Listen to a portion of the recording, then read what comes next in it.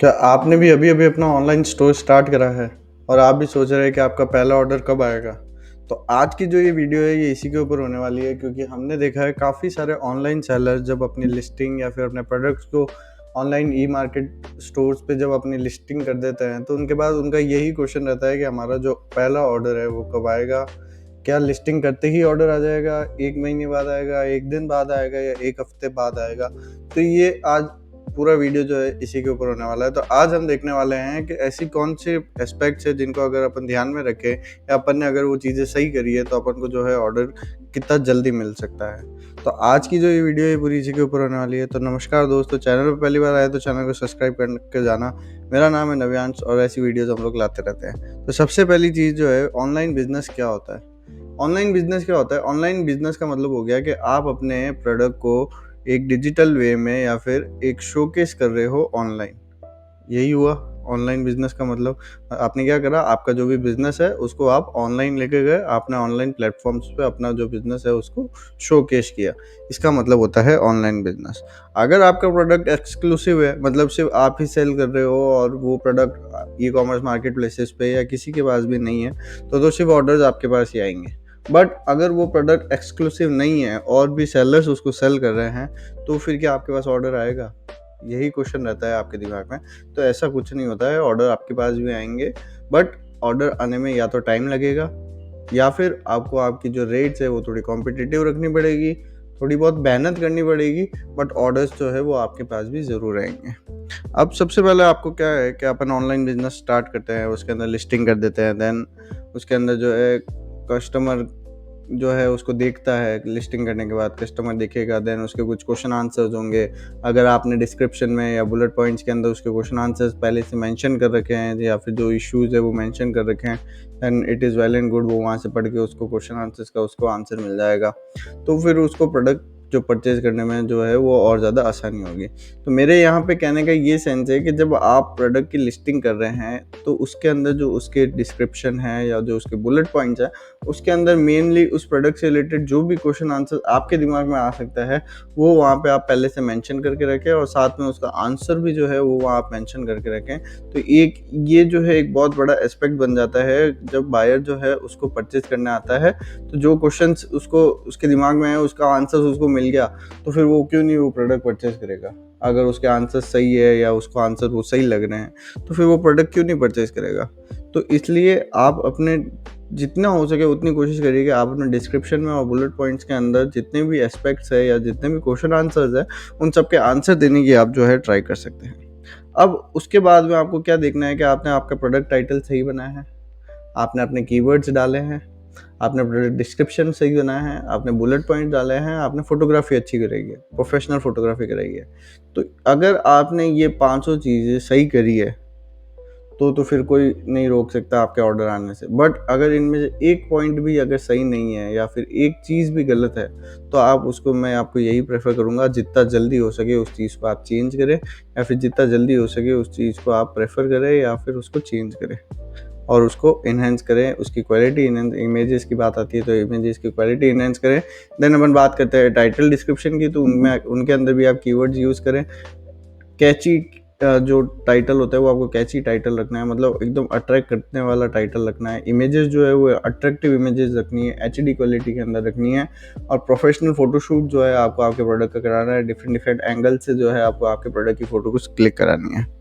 Then उसके बाद में आपको क्या करना है, रिव्यूज़ के लिए मैंने काफ़ी जनों को देखा है वो लोग कैशबैक प्रोवाइड करा के या फिर फेक रिव्यूज़ डलाते हैं। तो ये चीज़ अपन को नहीं करनी है, क्योंकि देखो अमेज़न को भी पता है कि क्या जो है उसका क्राइटेरिया रहता है। अगर आपने 100 प्रोडक्ट डिलीवर करे हैं तो उसके अंदर आपको 10 ही रेटिंग देते हैं, बाकी जो 90 है वो रेटिंग नहीं देते हैं। तो ये चीज़ अमेज़न को पता है। और अगर आपने ये पेड वाला कर दिया, आपने कैशबैक का ऑप्शन दे दिया या फिर आपने फेक रिव्यूज़ दिला दिए और आपने के 100 ऑर्डर आए और 90 ने जो है आपको रिव्यू दे दिया, तो आप ये चीज़ ध्यान रखिएगा कि कल को आपका जो अकाउंट है वो सस्पेंड हो सकता है, उसकी स्क्रूटनी निकल सकती है। ये जो है बहुत मेजर पॉइंट हो जाता है अमेज़न के लिए जब आप फेक रिव्यूज़ डलाते हो। आज नहीं तो कल तो आप पकड़े ही जाओगे और आपका अकाउंट जो है वो सस्पेंड होगा ही होगा।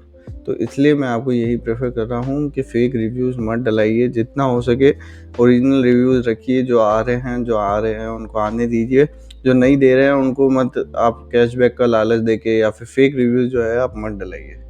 देन अपन बात करते हैं कि आपने क्या सिर्फ एक ही मार्केट प्लेस पे आपने आपकी लिस्टिंग करी है, तो आपको एक मार्केट प्लेस पे डिपेंडेंट नहीं रहना है। आपको क्या करना है, आपको इंस्टा पे भी करना है, आपको फेसबुक पे भी करना है। फेसबुक और इंस्टा से भी आप जो है अपने ऑर्डर्स ला सकते हो, it is not a big deal. वहाँ पे भी आपको एक अच्छी ऑडियंस जो है वो मिल जाएगी। देन आपको क्या करना है, फ्लिपकार्ट पे भी जाना है, अमेज़ॉन पे भी जाना है, मीशो पे भी जाना है, इंस्टा, फेसबुक, जहाँ आप व्हाट्सएप पे कैटलॉग बनाइए, जहाँ आप अपनी मार्केटिंग कर सकते हैं वहाँ आप अपनी मार्केटिंग करिए, क्योंकि ये जो है एक बहुत अच्छा तरीका है जिससे कि आप अपनी ऑडियंस को है जो अट्रैक्ट कर सकते हो।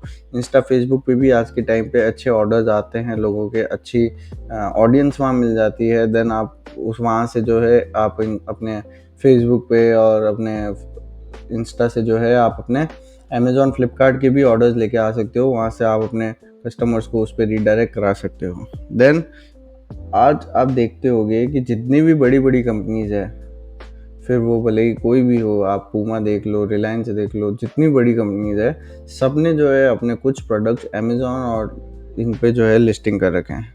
तो वो क्यों कर रखे हैं? वो इसलिए कर रखे हैं कि ताकि उनकी जो है एक ब्रांड की वैल्यू बनी रहे। ये एक बहुत अच्छी प्लेटफॉर्म्स है, अमेज़ॉन, फ्लिपकार्ट जो हो गया, इनका बहुत अच्छा नाम है, इनका अच्छा कस्टमर बेस है। तो इनका जो यूज़ है वो हर कोई कर रहा है, बड़ी से बड़ी कंपनीज़ कर रही है, जो कि अपने प्रोडक्ट्स को यहाँ पे सेल करके। तो आप भी जो है इन पे सेल करें और भी जितने भी मार्केट प्लेसेस है सब पे लिस्टिंग करके रखें।